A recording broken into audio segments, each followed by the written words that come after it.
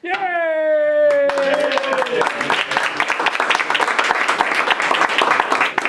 Welcome, ladies and gentlemen, Toastmasters and viewers at home. My name is Rhonda Whitaker. I'm acting sergeant at arms tonight. We're going to have another exciting night with 3 speeches. Welcome to our outstanding members club in Fairfield, Iowa. I'd like to ask you to help me welcome our president, Mr. Will Burns.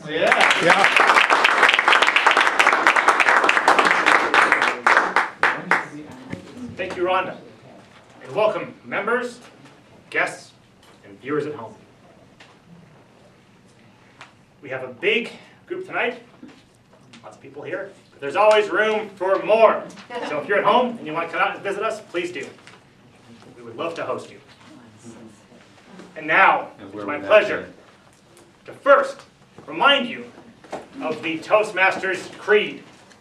Our mission is to provide a mutually supportive, positive learning environment in which every member has the opportunity to develop oral communication and leadership skills, which in turn fosters self-confidence and personal growth. I'm going to introduce our Toastmaster here in just a minute, but first, we have a guest in the back there. Sir, will you please stand for a minute? Yes. So what brought you out here today, Chief Toastmasters? Well, I've been to competitions twice. I've seen my brother-in-law, Alex Sakea, has been an active member, and so yeah, that got me kind of interested, but it took me a while to kind of, dare, so here I am, and love to kind of consider and perhaps be part of this. Join! Yeah!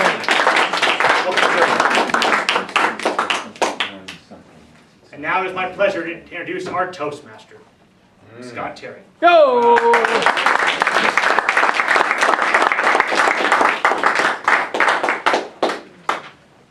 As Toastmaster, I get to give people glasses as well. It's part of my mission. Hello, everyone. Welcome to a wonderful, exciting night. We're going to go through a couple of the roles right now. And at the end of the meeting, we're going to save 2 minutes so we don't forget. So you can talk for a second before we end up. So I don't remember which roles. So let's just kind of go around. Grammarian. Oh, we actually have like an agenda. Wow, this is incredibly exciting. Timer. Would you like to go first? I've seen you before somewhere. You look rather familiar. Okay, so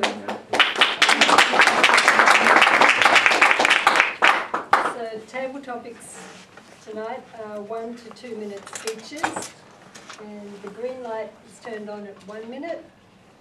The yellow light is turned on at 1 minute 30 seconds, and the red light is turned on at 2 minutes and remains on until the end of the speech. Now tonight, the prepared speeches are all icebreakers, so they're 4 to 5 minutes? 4 to 7, 6. 4 to 6. Unless they've asked for different. So the green light will be turned on at 4 minutes, yellow light at 5 minutes, and the red light at 6 minutes. Evaluations at 3 minutes, so the green light is turned on at 2 minutes, yellow light is turned on at 2 minutes 30 seconds, and the red light is turned on at 3 minutes and remains on until the end of the evaluation. So all speakers and evaluators have a 30-second grace period after the red light is turned on. Table topic speakers need to speak for at least 1 minute to qualify for votes. Okay, so that's mine.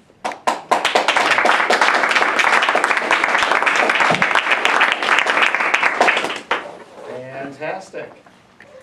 By the way, the theme of the night, which we're going to get to, is secrets. Secrets. Ah, mission. How exciting. Our aha counter is Casey. Casey, would you like to tell us what the aha counter does?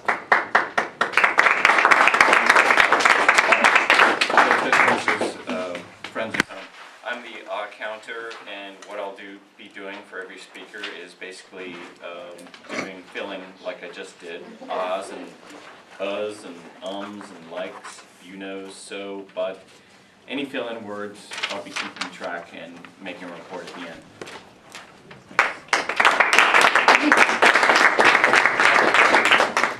Our grammarian is John. John, come on up and show us the word of the night and how it fits into secretness.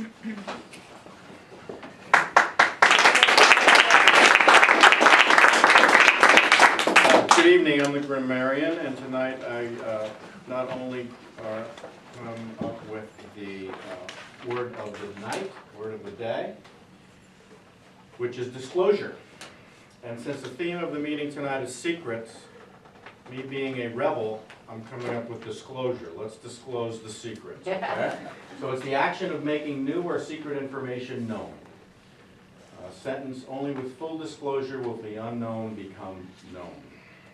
So I'm going to listen for language used by members, really cute stuff, you know, I'll write down. And then I'll give a brief report at the end of the meeting of what I heard and observed. And if you use the secret word of the day the most, you're going to get a prize tonight. Thank you very much.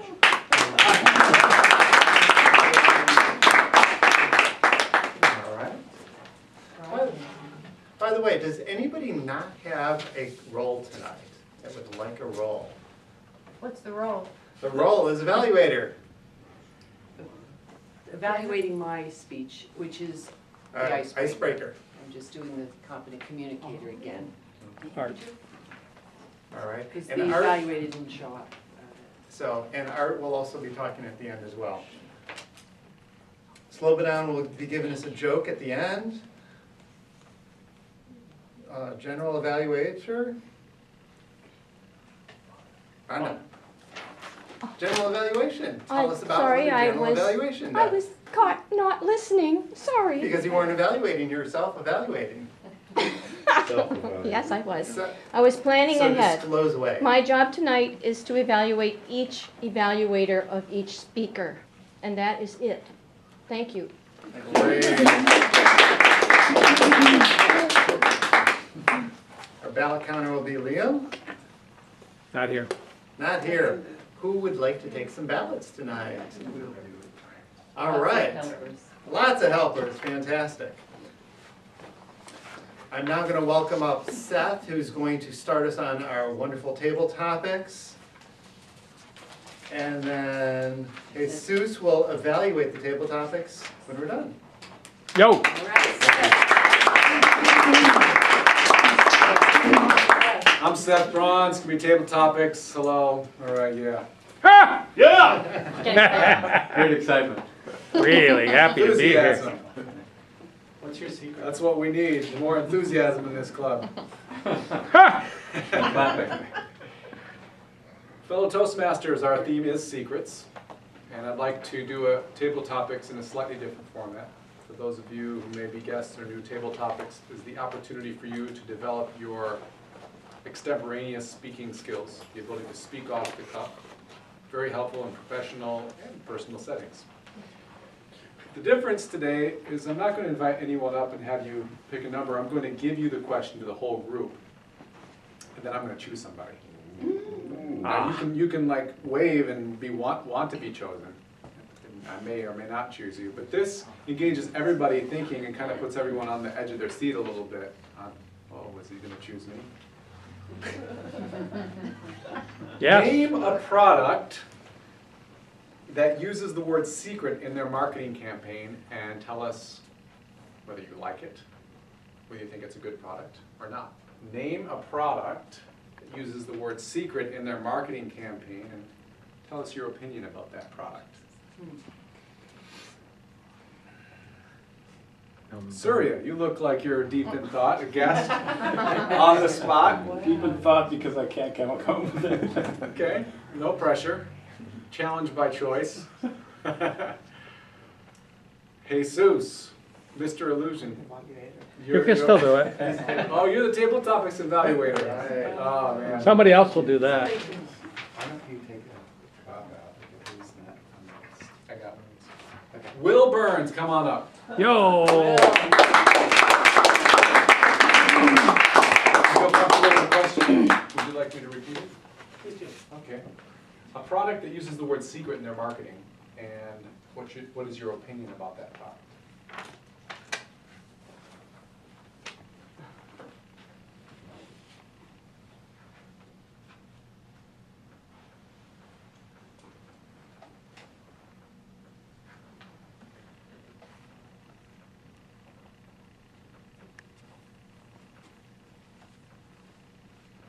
Toastmasters, honored guests, and viewers at home. Secrets. Secrets in marketing, secrets in advertising, and in selling. The product to me that really makes a subtle indicator of its secret is Coke. Their secret formula, which they actually sold about 50 years ago and exchanged the formula, wrote it down, and sealed it in the vault. Now it's known by a few of their key chemists, but they don't disclose that, and they make a big point about our formula, though it's secret, is far better than Pepsi's. Now personally, I'm a Pepsi man. No! And it's fascinating to me in studying business because these are two huge companies. And what is not secret is their rivalry with each other.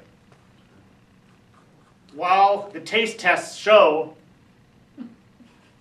that Pepsi is slightly favored, the market heavily favors Coke in all but a few places.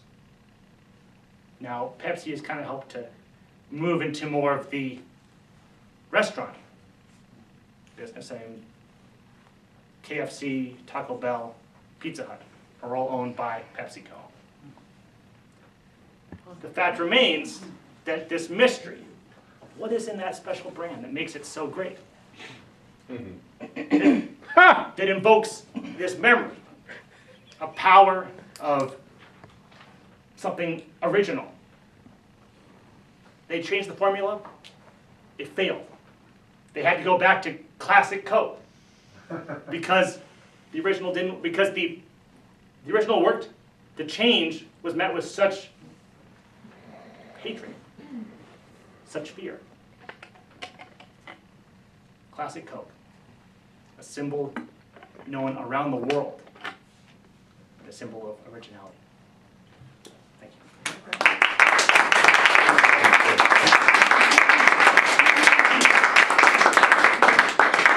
Dang it, Will, you got into my other question, which was products with secret ingredients. Now what am I supposed to do? I'm supposed to go back to the first question since you didn't answer it.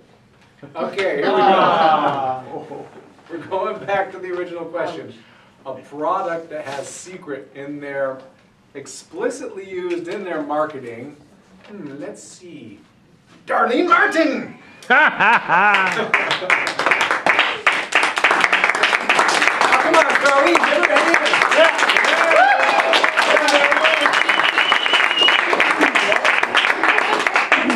My favorite Toastmaster speaker. Sorry, everybody. I hate to put you out like that. You're such a warm, humorous speaker. I can't wait to hear what you're going to do with this here. Would you like me to repeat the question for you? No. You got it? I do. Okay, thank you. Got it.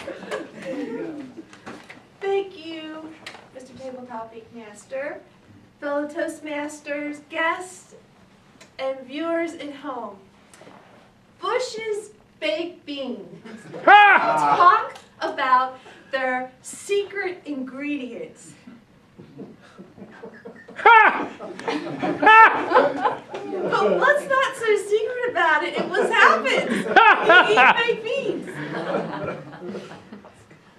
My husband can testify what happens to me when I eat baked beans. There's some tooting that goes on, followed sometimes by some unpleasant smells. So while they may have secret ingredients that make them taste very good and yummy, it's not always a secret that someone has been eating beans.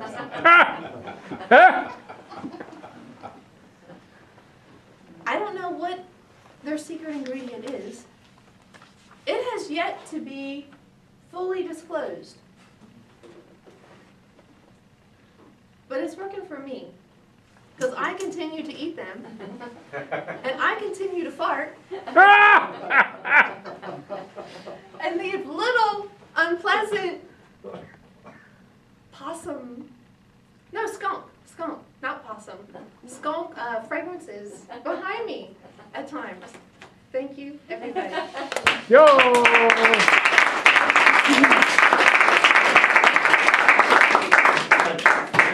Full disclosure.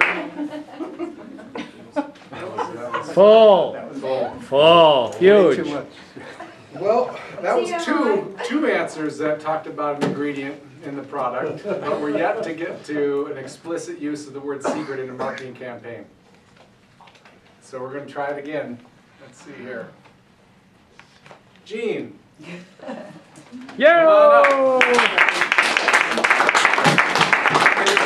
me out here. Okay, thank you. Fellow Toastmasters, yes, viewers at home. I'm going to even do it better. Okay. I'm going to say the name of the product is secret. Ha! Yo! Ladies, we know what this is, but I want to talk a little bit about this. For those of you that don't know what secret is, that this product is a secret to you, we're going to have a full disclosure on what this is. This is ladies' deodorant. Oh. But I have an issue with the word because, in my opinion, this whole thing is built around the idea that it's a secret that women sweat. No one's supposed to know that. I didn't know they farted.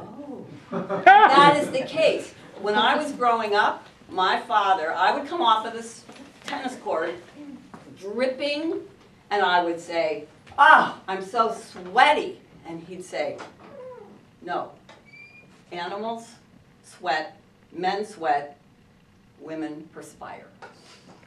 We perspire. This was the same man that also asked in the 6th grade I had to throw gum out because ladies do not look good chewing gum.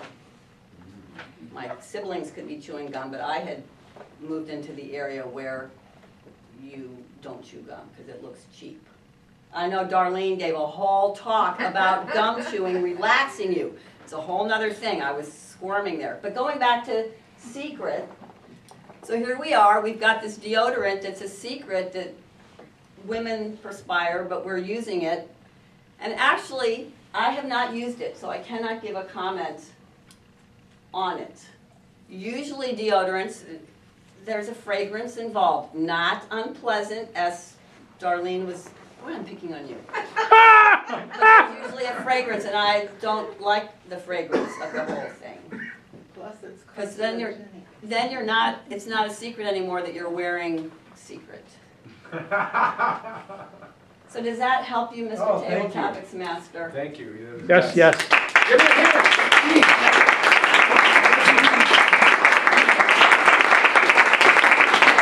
How much time do we have here? Topics. 2 more. It's a secret. Yeah. Okay, great, we got plenty of time. I thought we'd come up with something that's a little easier. The question is, make up a story about a place where you might keep secrets. Make up a story about a place where secrets may be kept. Bird.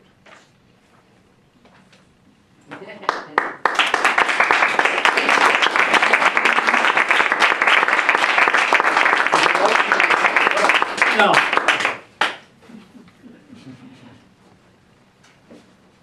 I know a place. It's in the bayou, Louisiana. And it's a secret place.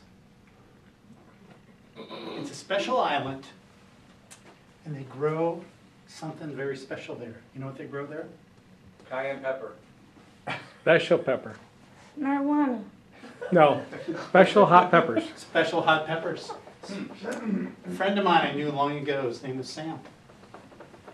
He was part of this clan of people who owned this island that had this special soil. And it was a secret the world over because no one could replicate these special peppers. And you know what they make with it? Tabasco sauce. It's the McElhaney Tabasco sauce. And I knew Sam McElhaney for years and years. And I knew about the Tabasco sauce, but I didn't know the secret story, the secret place. And full disclosure, I finally read this article front and center in the Wall Street Journal. And it tells the story of this special island. I can't remember the name of the island, but it's a special place where the soil, the conditions, and everything are perfect to grow these incredible hot peppers. So if you want to go keep a secret someplace, this might be a good place to start. Thank you, Mr. President.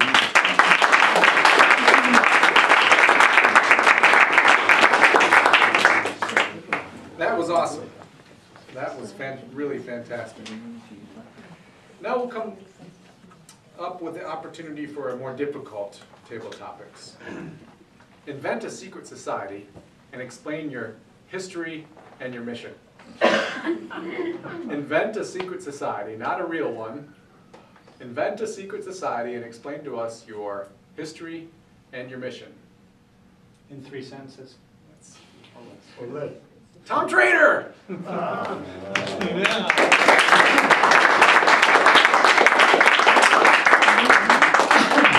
The Grand Poobah himself. He actually has a secret society. Yeah. Golden Speakers Toastmasters. Yo! Do you want me to repeat the question for No. you? Or- Okay. I'm going to segue anyway. Mr. Table Topics Master, fellow Toastmasters, honored distinguished guests, and viewers at home. I'm going to tell you something that most people don't know. And it's going to kind of change your thinking about a lot of things. The first multi-level marketing organization in the world started in the United States, late 1890s, the Ku Klux Klan. The first multi-level marketing organization that was ever invented. Some genius in Ohio came up with this. And it eventually collapsed of its own weight. And it fell apart in the late 1920s. But that was originally started, but of course it was started with hate and all of the vilest emotions, and it built on it. But it was a multi-level organization because when you brought in a new member as a Goomba buddy, you got half of the first one. So you were encouraged to bring in more members, and more members, and more members. Now, the only reason I know all this, I read a story that's the history of the flood of Mississippi in the 1927 flood, which is the worst flood the Mississippi ever had. It's called high tide rising. And at one point, it destroyed most of the Ku Klux Klan because it destroyed most of the areas of the South. There was something in 25 million square miles of the United States were underwater. So if you would look at a map, aerial map, if you could get a photographic map from space, the area from 50 miles west of St. Louis and 50 miles east of the Mississippi, all underwater. So that's a part of what it fell apart. But it started to fall apart in the 20s because you couldn't keep bringing in enough members to sustain the Ponzi scheme of the new members coming in, and it eventually fell apart. But I thought it was an interesting tidbit that most people don't know. Mr. Table Topics Master.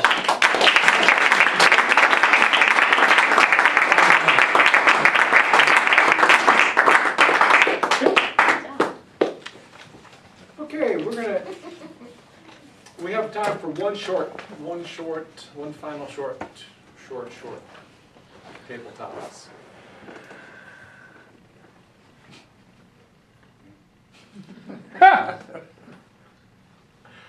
Dan, come on up. Yo! I didn't hear the question. It's going to be the same question. And don't shirk it like Tom did. Come on. You don't have to answer. You have the opportunity to invent a secret society and explain its mission and history. History and mission. Mr. Topics Master, fellow Toastmasters, particularly Jean. Yes. And viewers at home. My secret society started in, it's not my personal secret society, but it started in the late 1800s. And it was disguised as a sport. It was really, full disclosure, it was really formed so that a bunch of nerd-oriented type people could get excited about the statistics about this activity. The sport itself, a lot of people would tell you, is a little bit boring. Like if they plunked you down in front of the TV and it said, the X game is on, you go, oh. And it only lasts 3 hours. But it's really a fascinating secret society because it involves all the facets of the United States, actually all over the world.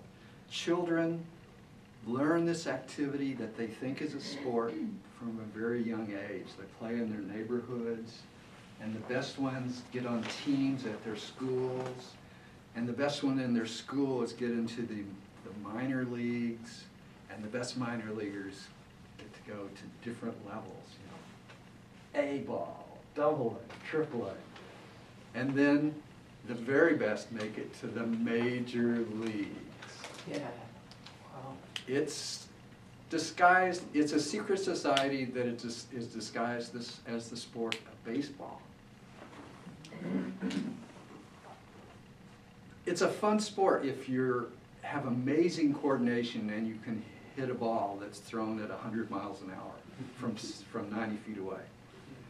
Otherwise, it's not a very fun sport, and it's a little boring to watch, but the statistics would just knock you crazy. It's just so much fun to see, you know, what happened in the 32 games last night, and who's ahead in the batting race, and who has the best earned run average when there are runners on blinky red light. Thank you.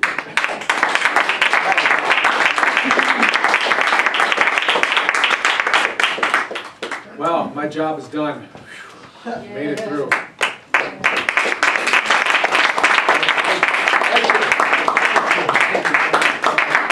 Now I get to bring up Jesus Rios. After. Oh, you get to vote. You actually get to vote for who the best table topic speaker was. Some good ones tonight. How are they? Anyone not qualify? No, everyone qualified. Oh, everyone qualified. That's By fantastic. the skin of their teeth. By the skin of their teeth. So Will Burns, Darlene Martin, Jensen Eaton, Craig, Bert Schukowski, Tom Trainer, and Ben Craig. Yo. Vote it up. Keep the party happening. Come on, Jesus. Hey, Sus. Hey, Sus. Yo. Yeah, enthusiastic. Well, you're welcome. You know, Mr. Illusion, you know a lot about secrets. I will disclose some of them here tonight. I will disclose how our speakers did. First of all, I'm going to start with Will. Right there. Will, let's just, I told you this before, then I can see how much you have grown and how fluently you can with your words and the confidence that comes through. I would think you did pretty well in your speech. The only advice that I will have to you, to use more the stage. And as you're talking to your audience, just make eye contact. As Tom says, one phrase, one spectator, one time. That would be my suggestion to you, Will. Darlene Martin, really funny, really bubbly, sparky, always with a golden smile. It's just a pleasure to have you up here and share yourself with everybody. I think that you did pretty well on your speech and the theme that it was for you to talk about, which was disclosing something that we don't talk in public. On TV. We all do it. We all do it. My suggestion to you will be to be more exaggerated. Your speech was really full of enthusiasm, but you stay pretty much just in one place. Just speak with your body as well. I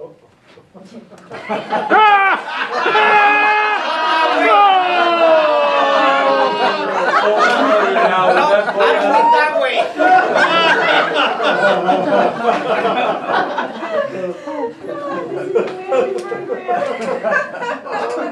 Jean, it's in a way, I'm humble to evaluate you because I always look up to you.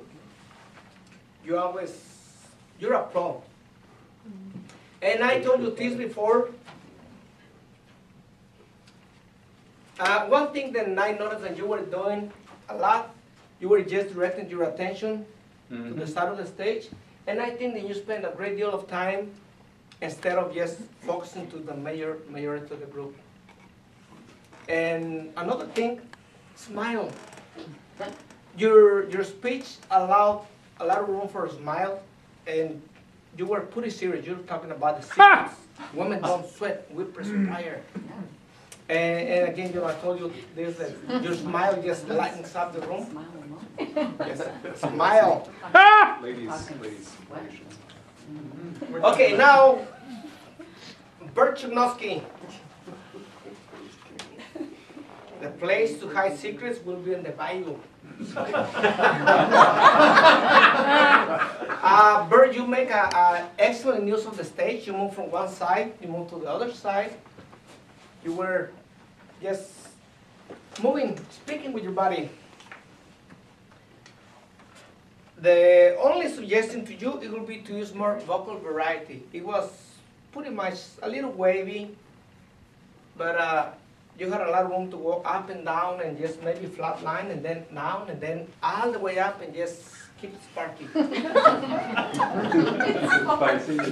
Don't say there. Don't. Again, I'm here evaluating a professional speaker that you choose not to answer the question as it was presented to you by the tabletop master, which is something that we all allowed to do.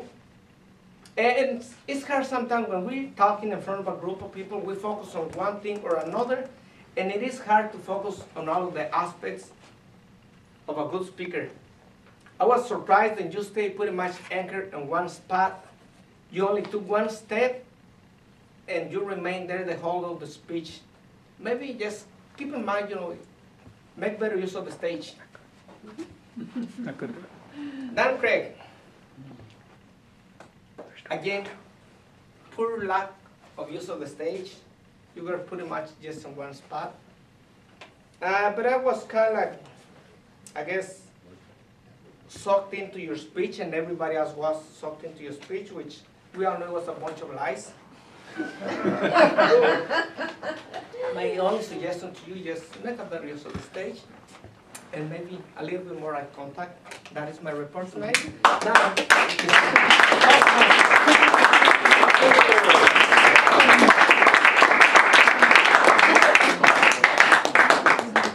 Jesus, great evaluation. Thank you. We are now ready to get into the disclosure of each of the speeches, the icebreakers, which is the ultimate disclosure tonight. Very excited. And my speech will, no, I don't get to give a speech, do I? Art, come on up and evaluate and introduce Diane's speech. If you will. Yo!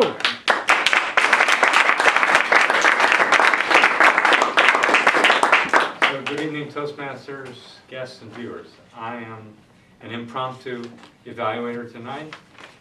Diane, an experienced Toastmaster, is giving yet another icebreaker. Yeah, Diane. Go! So she gets to break a new area of ice. Hopefully to disclose something new, exciting, inspiring. Diane is a relationship and dating success coach here in Fairfield and worldwide. She also teaches PE to 5th and 6th graders at Maharshi School. Diane's highest level of Toastmasters achievement, let me get my glasses to get this right, so far is Competent Communicator Silver and Advanced Leadership Bronze. Tonight, she goes back to the beginning, which all of us could profit by doing, going back to the basics and figuring out how to say something new, revealing, profound, that project is about discovering the speaking skills that you already have and finding areas where you can develop more strength.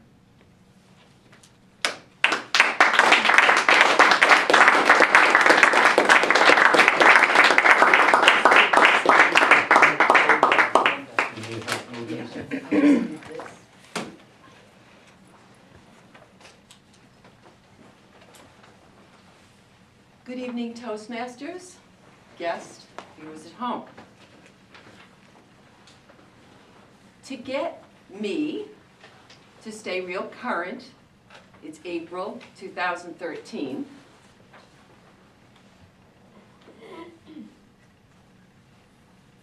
This is what I have to say. Can I start again? I'm completely lost. I don't believe it. Can I? Okay, thank you. Oh my gosh, I don't believe it. Ah! Okay, you can use notes. You can use notes, it's all right. Yeah, use your notes. Good evening, Toastmasters, guests, viewers at home. This is an icebreaker, third time to get me where I am now in life in 2013. I have a few things to show you. I'd like to introduce you to my lifeline, to the thing that makes my life work these days. I'd like to tell you that it's this LL Bean, well-organized bag, pockets inside, but it never worked for me because I'd be trying to find things all the time like this. So that's not my lifeline. I'd really like to tell you that it's this expensive, chic, classy, fossil, computer bag, spot for the cell phone, spot for the daytimer. Room for your secret. It's not my lifeline. Preach it to us. Wow. This is my lifeline.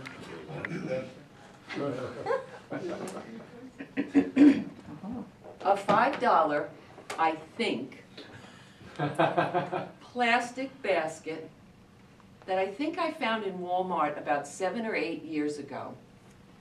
And I'll be perfectly honest with you, I don't even know when this became my lifeline, when I dragged it out of the storeroom from downstairs. But suddenly, everywhere I was going, I would grab this, and as the weeks and the months went on and on, I just kept throwing things in this. But what I found was, wherever I was, I never forgot anything. My intention is, as I show you some of the things that are in my lifeline, my best friend, my companion, the thing that makes my life work, that you'll know some things about me, or more things about me. I carry around, this is from the ledger, and it simply explains why I would be against GMOs. I actually don't know why, so I have to take this out, and then I get a very simple explanation when I'm talking to people. So this is important to me. And the CAFO issue. It's very important when I'm teaching the kids at PE that I don't forget. So I hang this off the side, so it's always in my car, always with me. I've always got the key to the field house on campus. And I've always got my whistle. And I'll let you know, I'll disclose a secret. Means freeze.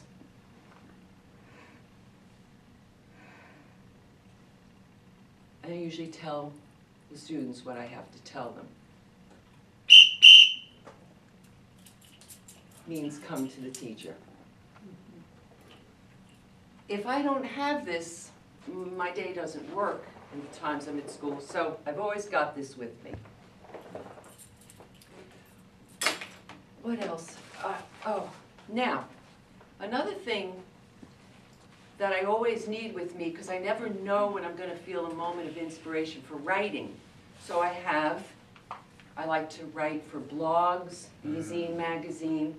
I have this book called Emotional Trigger Words, so it helps me take a simple message that I'd like to give and then just add some juicy words. So I've always got this on hand, and this makes my life work. I have my day timer. I have my bag with quarters. I live in the country on the dusty road, so I always have quarters when I want to wash my car. I always aspire to dress really cool, to be right on it with the fashion. So I keep this magazine so that when I go to the stores I can look and think, oh, I like that, and then I'll go in and see what I can find in the store to match that. So I've always got that on hand. Finally found the David Lynch article about TM, so I keep that on hand.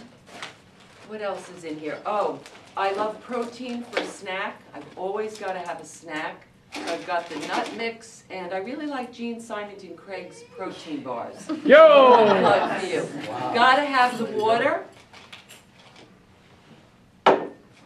So I can charge my phone. You never know. Now this bag is kind of crazy, but you never know when I want to brush my teeth. Occasionally I get a headache. You know, no. A pencil. I've got this quote that I used to read and think about with raising children and teaching children. And it reminds me, it's a quote actually from Maharishi Mahesh Yogi about the importance of, it's the responsibility of the older generation to advise the young. Tell them what's right according to you. They may not listen, but when they grow up, they'll say, I remember my parent telling me that. I like to carry that around because I like to use it and I like to share this with other parents. And speaking of parents, today I went to Mount Pleasant and I realized that that quote is so true. I could feel my father when I used to cook and bake my face in the sun because I thought that that would make me look pretty and the burnt nose. Well, guess what happened to me today? Zap, zap, zap, zap, zap, zap, zap, zap. Pre-cancer, sun cancer cells taken off. So I've got this now. I have to keep an eye on, are they growing or not? I'm fine, not to worry. This is some of me, some of my life, the key to Mom's garage. This is kind of what I do. This is my lifeline. This is what makes my life work. Thank you.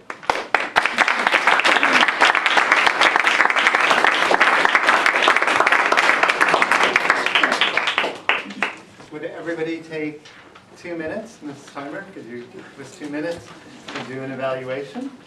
And we are back. Great. Jean, come on up and tell us what Catherine is going to do tonight.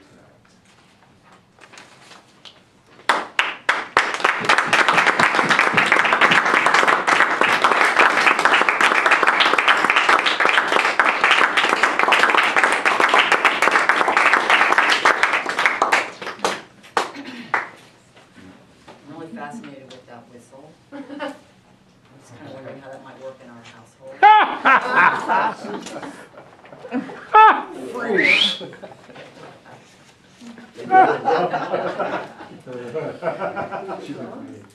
You guys may need my coaching. Okay, we're moving on though. We're moving on to Catherine.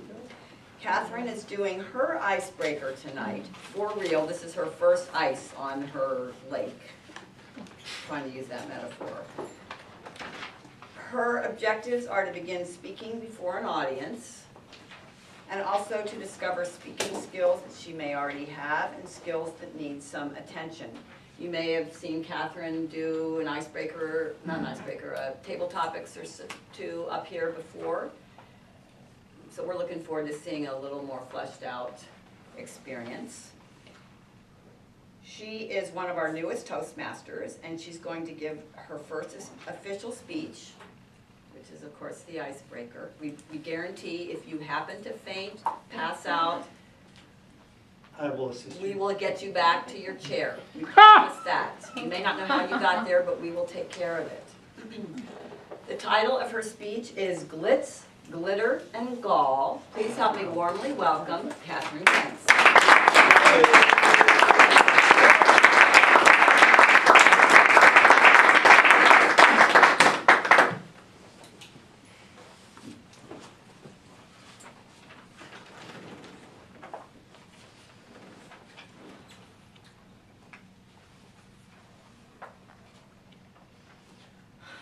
Thank you.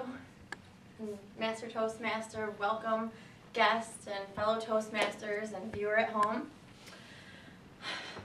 My name is Catherine Kentz, and it's a pleasure to introduce myself this evening officially and disclose some details about my life with you. I was born 18 months after my cute older brother. Witnesses say I was so ugly to look at as a gray, hairy little monkey that they threw out my baby pictures. My mom is a figure right out of Mary Poppins character movie, and my father is a born, die-hard New Yorker and self-proclaimed shaman. When my mom first laid eyes on me, she said to herself, "Oh my," always wanting to have a large family and up to 4 children at least. After me, the joke between my brother and I always was, as I was the last and youngest, was she's reached perfection. My mom might tell a different story, though. I was given the name Catherine and Elizabeth to help empower me through my life, given that I was born with such dire appearance. As I came into a little person, I was raised in upstate New York in a gorgeous home, 4 large acres, and it wasn't uncommon to see wild turkeys and deer running about the neighborhood. And I loved that about my childhood. One day as we walked back into the woods with my brother and my dad, we found a deer stand in our private property. And it really caught me off guard because I thought that our home was so serene and a sacred place for animals that I couldn't imagine somebody wanting to take that away from us or to endanger any animal on our sacred land. So I vowed to protect animals in my life. And that started my dream to become an attorney. So I went on and I thought to myself, I'm going to become an attorney and I'm going to protect animals and fight the law and be a voice for something that doesn't have a voice. And I studied to become an attorney. I went to mock trial competitions in upstate New York. And I won both the prosecution and the defense of the same trial. And I thought to myself, well, justice can't exist if you can win the side of both the prosecution and the defense for the same case. So that shattered my dreams of becoming an attorney. But it didn't defeat my competitive nature. I skied and swam and danced my way through high school. Upon graduation, I went to pursue a higher level of education at SUNY New York College in Oswego. It seemed to be record-breaking things that I did throughout my life. In one time there, we had 10 feet of snow in 5 days. We literally had an unspoken rule that if you weighed 115 pounds or less, we had a rope that you could pull yourself to class so as not to get blown over by the wind and the snow that tried to deter you from going to class. which you didn't need any help at all getting a deterrent from going to college, right? Well, I didn't make a connection at the time to the weather, but as soon as I had put away my cap and gown, I headed west to Las Vegas. And I was ready to take on the world. The real estate market was booming out there. I had a great job offer, and I jumped into learning real estate and getting my real estate license. The only problem was that everybody else was doing that out there. And I couldn't put my license on hold and my income on hold for up to 6 months. So I jumped into marketing and became an assistant to an owner of a marketing firm, which I loved. It was the school of hard knocks, and I was ready for it. I was a New Yorker. And as I went on in life, I thought, well, something doesn't seem right here. The glitz and the glamour of Las Vegas, although it was enticing, didn't settle very well with my spirit. The glitz was evaporating, and I knew that this wasn't an environment that could sustain itself. So I turned on my diamond-studded heels and headed east. And I would have arrived at Toastmasters sooner, but like Ryan, a fellow Toastmaster, I got caught in the state of confusion. And I spent some time there. And like he said, it's a really hard state to leave sometimes. But as I got my life together, I went back to school to attend a higher level of education. And that's when I got my master's in sustainability and business. And I couldn't wait to leave Iowa. Now, 5 years later, I'm finally a Toastmasters member and proud to say, and I'm running a therapy department for Southeast Iowa for 9 counties. And I'm excited to take my next venture in life, and that is to continue my childhood ambition to be a voice for animals that are raised for human consumption. Thank you. Go!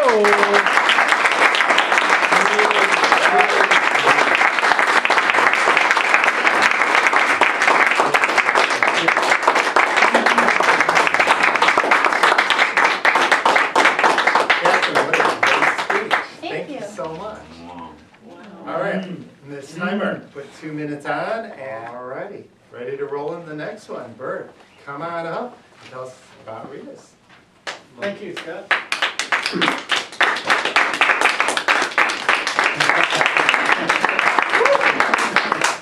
Thank you, Mr. Toastmaster.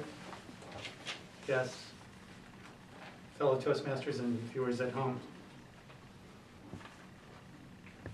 The next Fairfield contestant for The Voice is Rhea Good. She's going to give you her own introduction in the next 5 minutes or so. I have to disclose something about Rhea before she comes up, however. She is a professional speaker. She has full-time committed to Toastmasters. She's not taken any other employment. She's really focused on this today. And she really made that decision with a somewhat successful career taking a speech class in college, which she quickly dropped because she was scared to death. Please give a warm welcome and a warm embrace to Rhea Good.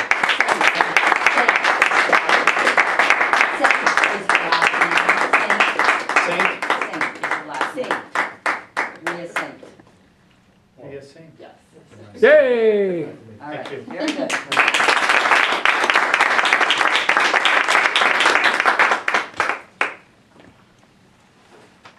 Good evening, Toastmasters, guests, viewers at home. I grew up in a small, rural North Dakota town. So small, you could drive from one end of town to the other in less than a minute. Downtown is a gravel road, and there's only a few basic businesses.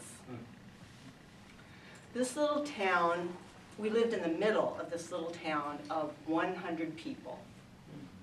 Within 2 blocks in any given direction was the church, the school, post office, cafe, bar, a few houses, and the general store.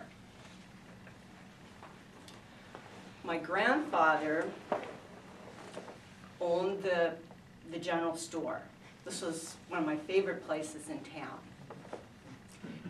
In the 4 aisles of his little store, he carried groceries, shoes, clothing, dishes, gift items, tools, farm supplies, even had a TV repair area. Around Thanksgiving and Christmas time, he sold lutefisk. Some of you have heard of it? Yep. Lutefisk is a stinky fish. It's been soaked in lye, and it has a gelatin-like texture.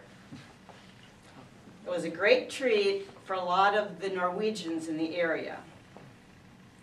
But this stinky fish, I mean, it smelled so bad. My mother would not even allow it to be cooked in our house. And I have never, ever, to this day, had the courage to taste lutefisk. Most of the kids in school came from rural farms. There were 13 students in my graduating class. So with so few students, we didn't have many teachers or extracurricular activities or extra classes. So I felt that my education was a bit limited. I enjoyed this quiet and peaceful little town.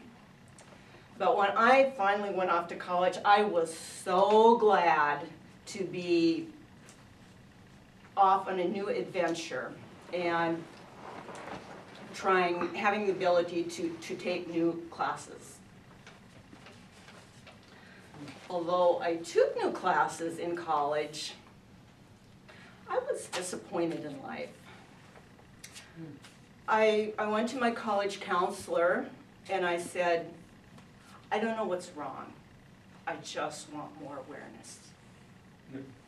I just want more awareness.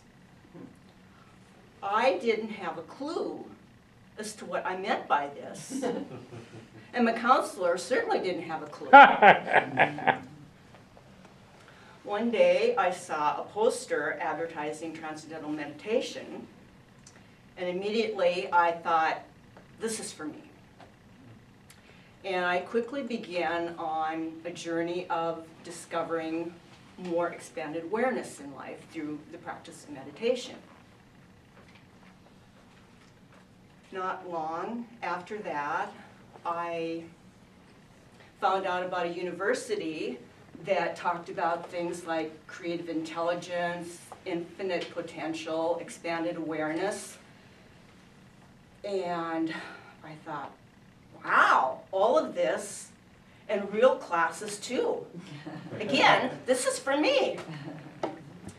I headed out to Santa Barbara, California to attend this university, only to find that it had moved here to Iowa.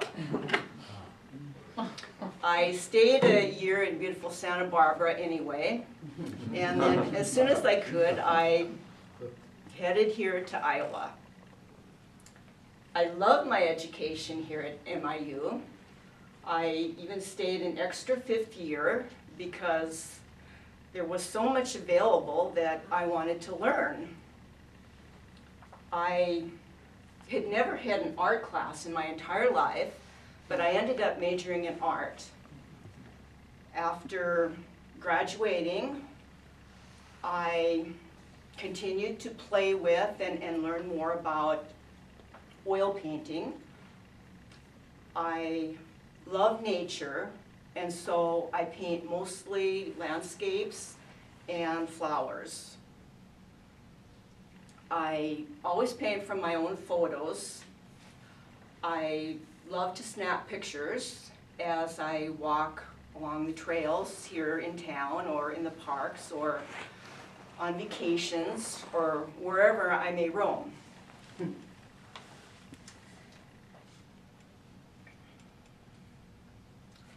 I was married for 25 years until very recently. Now life is a new adventure again.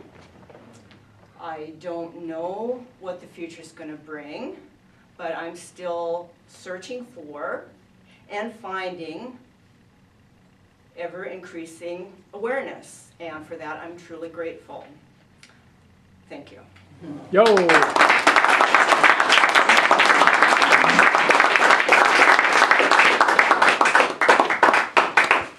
Thank you, that was lovely. So let's again take 2 minutes and do an evaluation. Thank you.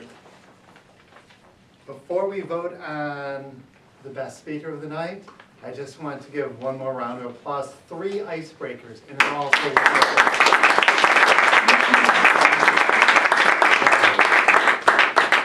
Ms. Timer, did everyone qualify? Catherine and Rhea qualified. Ah. 1 or 2. 3rd time. Yeah. Somebody should have blown the whistle and shut me up. Yeah, all right, you got it. Run, watch, come on up. Go around. And we're voting now for the best speaker of the night. Catherine or Rhea? Catherine or Rhea. Yes, yes.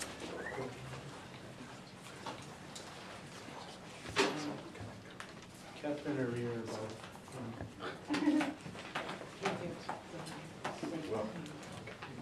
You get.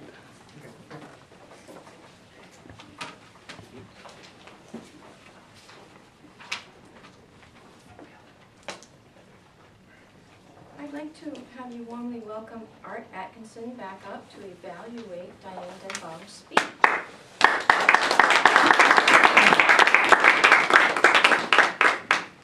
Thank you, Rhonda. Toastmasters, before I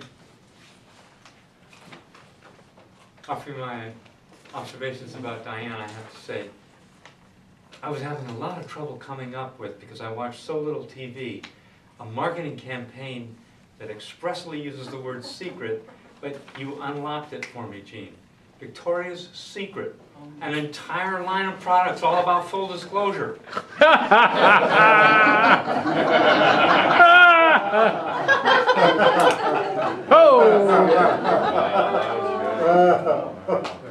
Hopefully that qualifies. I raised my hand, I wanted to talk. Better late than never. So why my life works? What I really liked about this, Diane, was this is a day in the life of. You know, here's the props that support me in what I'm doing. Now, I do have a criticism of this structure, but was she effective in getting across what her life is about? A great deal of her current life that I didn't know about was contained in this little basket. We got a compendium of her commitments, non-GMO, you know, the various things that she pulled out. Oh, this little article, this reminds me about. So that was effective. The basket, as compared to the sophisticated computer bag, I mean, she had to actually think about what is it that doesn't actually work in my life, the bag, the duffel, and how does that illustrate what I'm not up to, and pull out the basket. So using the manual, did we get to know her, and I think we got to know a lot about what's happening on a day-to-day basis for Diane, and did the speech reflect adequate preparation? Well, yeah. In particular, how to choose the prompts that are going to illustrate what happens on a daily basis to me. What could be changed or improved? Well, first of all, the false start. Don't apologize for it. There's one for you. No need. Just blast on through. Keep going. And you're an experienced enough speaker now that I was actually surprised to see you do it. It was like way out of character for you to say, oh, let me start over again. And my other thought was, okay, I'm getting to understand the small details of day-to-day life from her by what's being pulled out of the basket. But aside from you saying, now I have my writing tablet in case something important to write down, a thought that I want to capture. Aside from that, which is what you're really up to in your life, we didn't find out about what Diane is up to on the big fronts. All we found out about, I was feeling, was the small details. Not maybe how do I support my daughter in what she's doing to recover, or any of the other big stuff that you're up to. Among the really strong points are just the fluency and the easy manner in which you talk and relate to everybody, and the great big gestures like baking in the sun. And so it was an effective icebreaker. Thanks a lot.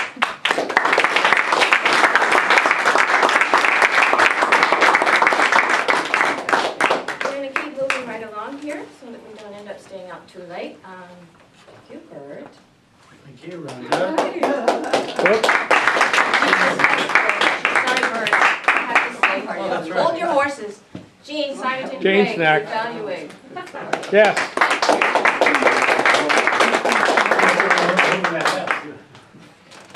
Sacred. Fellow Toastmasters, guests, and viewers at home, will you turn that red light off? Because I know I haven't been talking that much. Strong points. Catherine, wasn't that just a wonderful icebreaker? Really. A lot of polish, a lot of poise already. I'm going to give you some extra things. Not normally in the icebreaker per se, but I think you're ready for it. Just a few things. So gestures. Oh my gosh, I mean, she was skating, she was swimming, she was, she was pumping her fist and doing all this. Natural mover and shaker up on the stage. Really powerful. Animated facial expressions. I mean, after all, she's a New Yorker, so what do we expect? Right? But she was just, her face is just a delight to watch because it's moving, reflecting what she's talking about. A lot of confidence and comfort in the front. Humor.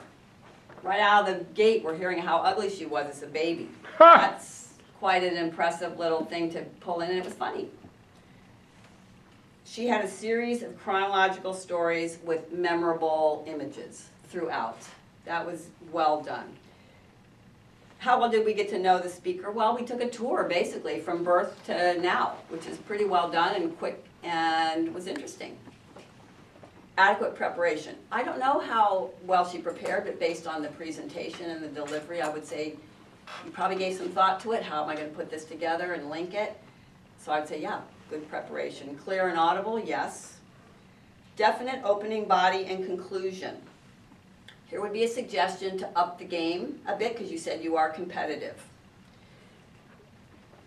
Chronology, I mean, one thing comes after another, so that is, there's a certain opening. I mean, I was born, right, so that's my opening. And then I kept going, and then here I am now, and that's kind of a way to get there. But what you could do, what could be done, Catherine could pick a theme that kind of explains, maybe there's something that is similar about all these stories that she's using, and introduce that at the beginning. I was a Rolling Stone, or something that just, whatever it is, I don't know what it is, but something that would help tie the pieces in even more strongly than just chronological. So it's a writing piece. No use of notes that I saw. Things to be done differently with the speech, what I mentioned is one thing that would tighten it. I also would say she's already got such a great connection with the audience. If she wanted to dial it up, put the extra hot peppers in there, start working on what we always talk about, the focused eye contact, which would, again, really, you're talking to one person and delivering the point. And then you're talking to the next person and delivering the point. We're all sitting there going, oh, maybe she's going to get to me, and she's going to do that to me. Oh, great. That was so great. So we're all enjoying that. Really liked, what do I like about the presentation? Well, I've already said a number of things. I really like that you brought the title in when she left LA, because it is glitter, glamour, gall, sort of, but so I figured out what that title was about. Sometimes you have a title, and what did that have to do with anything? So she left the glitter in the LA and headed back east. And I want those diamond-studded pumps. Ah!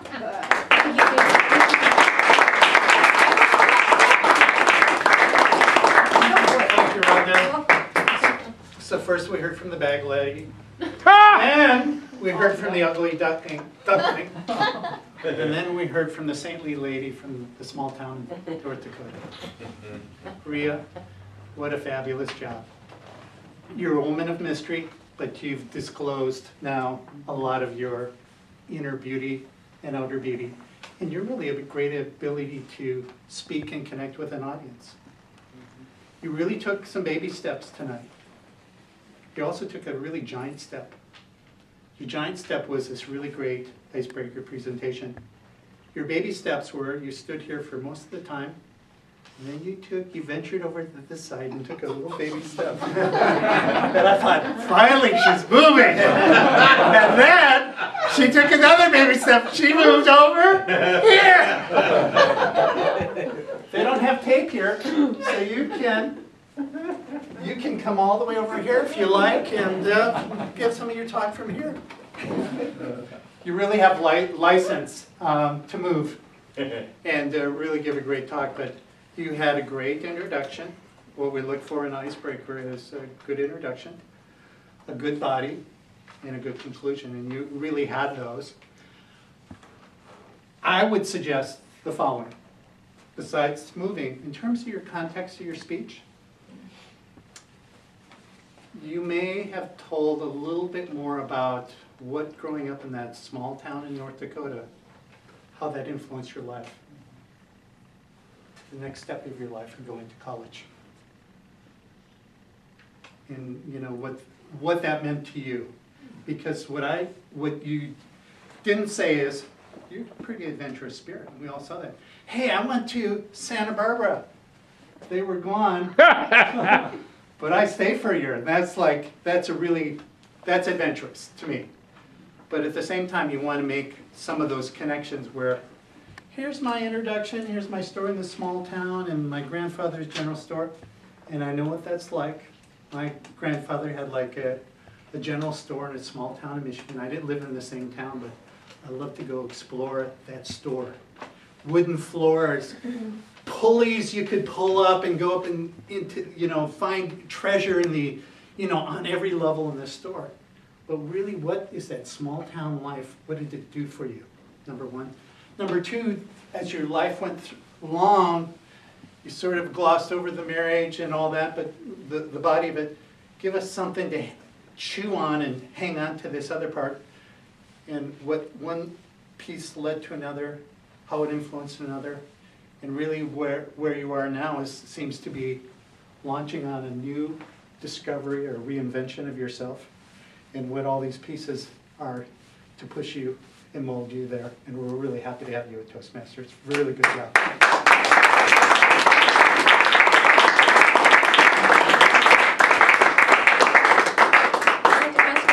If all our evaluators qualified, including the technical topics evaluator.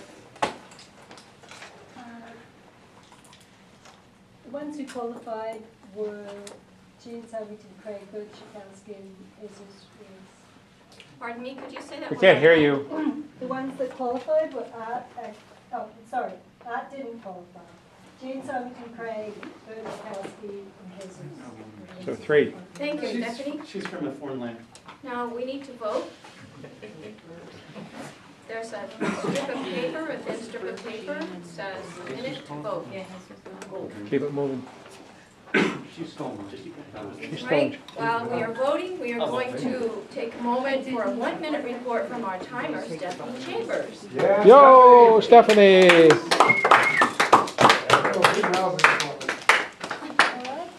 terms of the times tonight, for table topics, Will Burns spoke for 2 minutes and 20 seconds.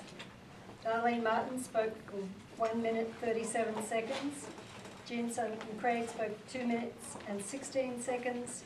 Bert Schakowsky 1 minute 26 seconds. Tom Trainer 2 minutes and 7 seconds. Dan Craig 2 minutes 30. Whoa. 2 minutes. Wow. Then our speakers, Jesus Rios spoke 4 minutes 56, but then he had a lot of people to evaluate. Diane Denbaum spoke for 6 minutes 49. Catherine Cairns spoke for 6 minutes 19 seconds. Rhea Saint spoke for 6 minutes and 12 seconds. Great. And the evaluators, Art Atkinson spoke for 3 minutes 50 seconds. Jean Symington Craig, 3 minutes 20 seconds. Bert Chakowski, 3 minutes and 4 seconds. Thank you. Thank you, Stephanie. Casey Toth, our R counter, could you please give us a summary tape, Casey? Yes, so, in way of example, Anne's Linda had 1 Ann, Wilby was clean, Scott had 4 uhs, 2 so's, Casey is getting more as we speak, John had 3 ahs, Seth had 1 ah and 1 false start, Jesus had 4 ahs, 2 buts, 4 ands, Darlene had 1 That he was sparky. Jean had 2 so's and 2 ands. Bert had 2 you knows, 1 so, 1 but, and 3 ands. Tom had 1 ah, 1 so, 2 buts, 1 and. Dan had 1 ah, 1 you know, 1 but, and 1 false start. Art had 3 ahs, 1 you know, 3 so's, 1 but, 1 and. Diane had 3 ahs, 1 you know, and 1 false start.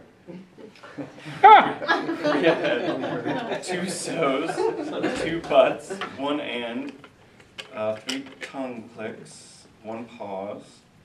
Catherine had 2 ahs, 1 3 so's, 4 ands, and Stephanie just had 1 ah. Thank you, Casey.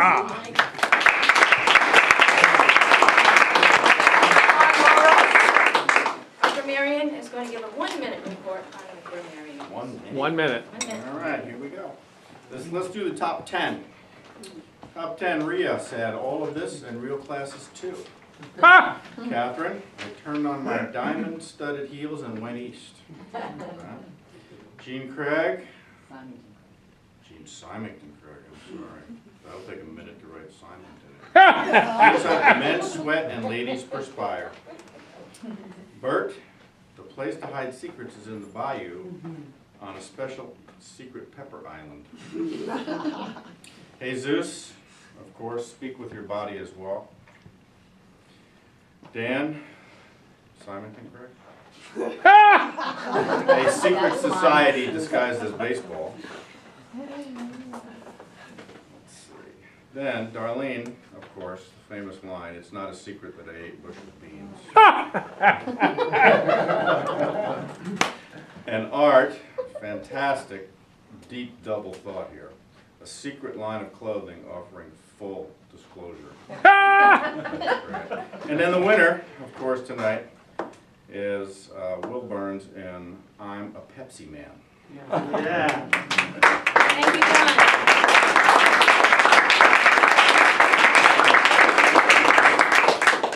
We have our joke master Slobodan Delisliski coming up, and it will be a short joke, I hope. Very short. A short version. Get up, Jimmy. Mother is calling her son about 5 times in the morning. He said, no. Get up, Jimmy. You have to go to school. I don't want to go to school. Get up, Jimmy. You have to go to school. Mom, there are about 1,000 kids in that school. And every single kid hates me. There are 100 teachers and staff over there. And they all hate me. Give me one good reason to go to school today. And Mom said, I'll give you 2, Johnny. The first one, you're 40. The second one, you're the principal. Thank you.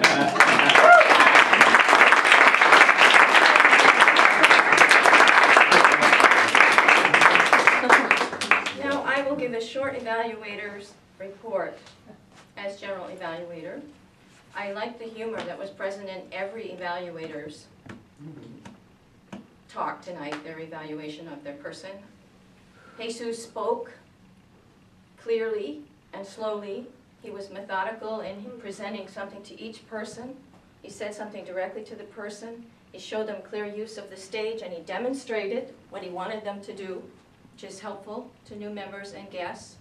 And viewers at home, I enjoyed Art's evaluation of Diane. I did notice that he told Diane not to apologize, but he himself did apologize at the very beginning by saying, "I am an impromptu evaluator," which let us know that he might not do very well. He was apologizing in case he messed up. Zing. Whoa. Watch out for this one. I love the way Art came out and said, "I really liked this about your speech," because that was so warm and inviting and enthusiastic. That was excellent. Jean, as usual, you are our queen of evaluators. I enjoyed that you began by drawing us a picture saying, "I'm going to tell you about the strong points," and then you proceeded to do that. There was no doubt in our mind what was going to be next. It helped us focus. I like the way you also drew in Bert's comment about hot peppers and Catherine encouraging her to connect with people, take her enthusiasm out into the audience. That was a very smooth move, Jean. The only thing I would say as a point of improvement is perhaps don't have something in your hand when you're talking to us.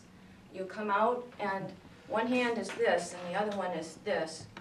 But I'd like to see you, when you really demonstrate, you're walking across the stage, you may have something in your hand, but I noticed that what you've got in your hand is distracting. Bert? Your book. You can just see later. Okay, continuing on with Bert. I loved the humor that Bert brought out. I loved his sincerity in complimenting Rhea. And I enjoyed that he tied it all together by talking about her life and how she took baby steps, the humor in the baby steps. And I think it was a little over the top with sitting on someone else's lap in the meeting. But That's Bert. animation was much better, Bert. Your animation was up like a 10 when you did this evaluation, and that's something that I know you've been working on. It was wonderful. And that is my general evaluator's report. Thank you. We now turn this meeting over to Scott. Toaster.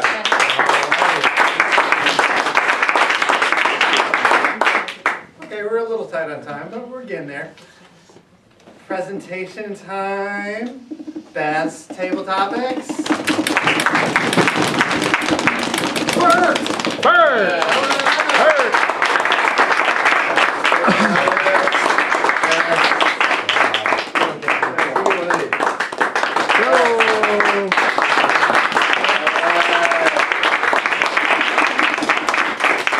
Excellent.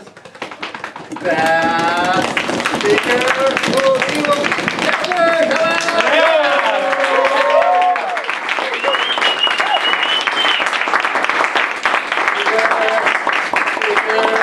Wait a minute.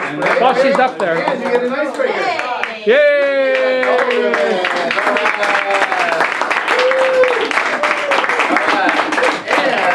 And let us get to best evaluator for tonight. Interesting, Jordy. Jesus, of course.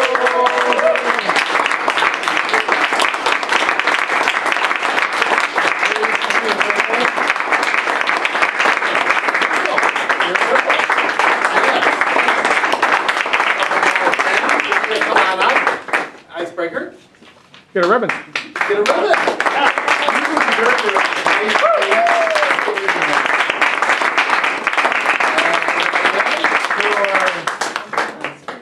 We're supposed to put like a 3 on here.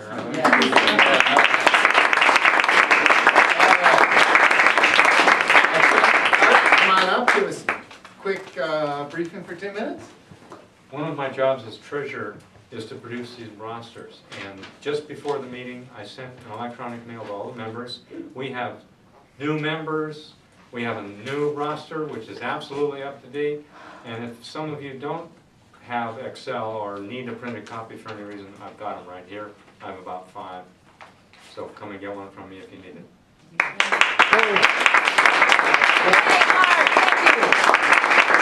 Mr. Burns.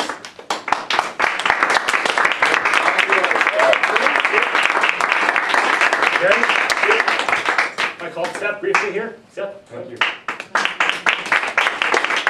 This weekend is the Division E contest.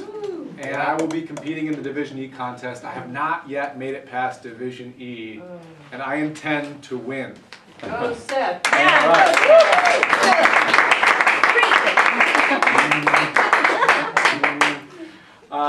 To do that, though, it's really helpful to have people from your home club there.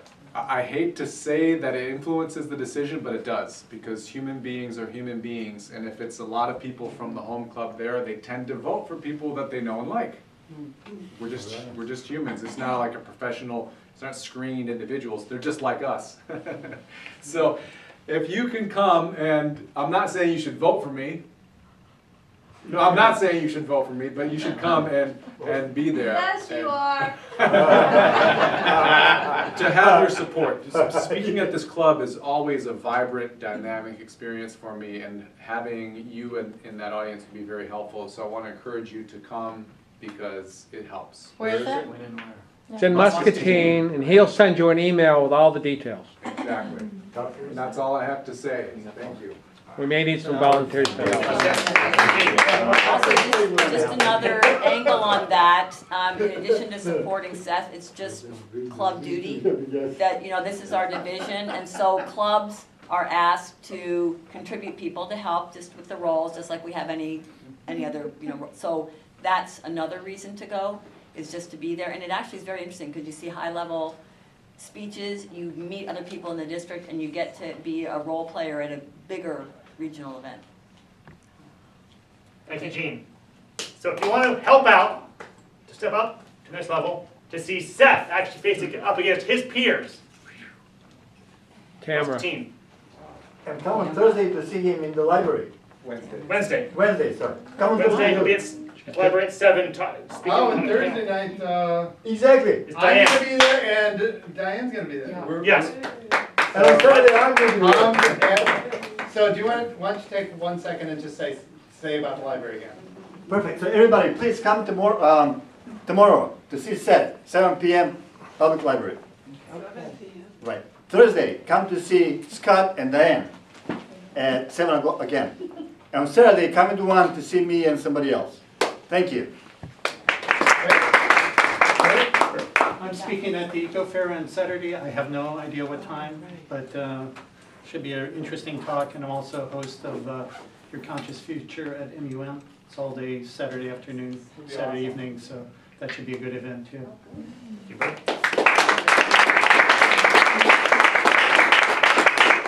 Lots to do. Meantime, have a wonderful evening, but first and foremost, please help us pick up. Thank you.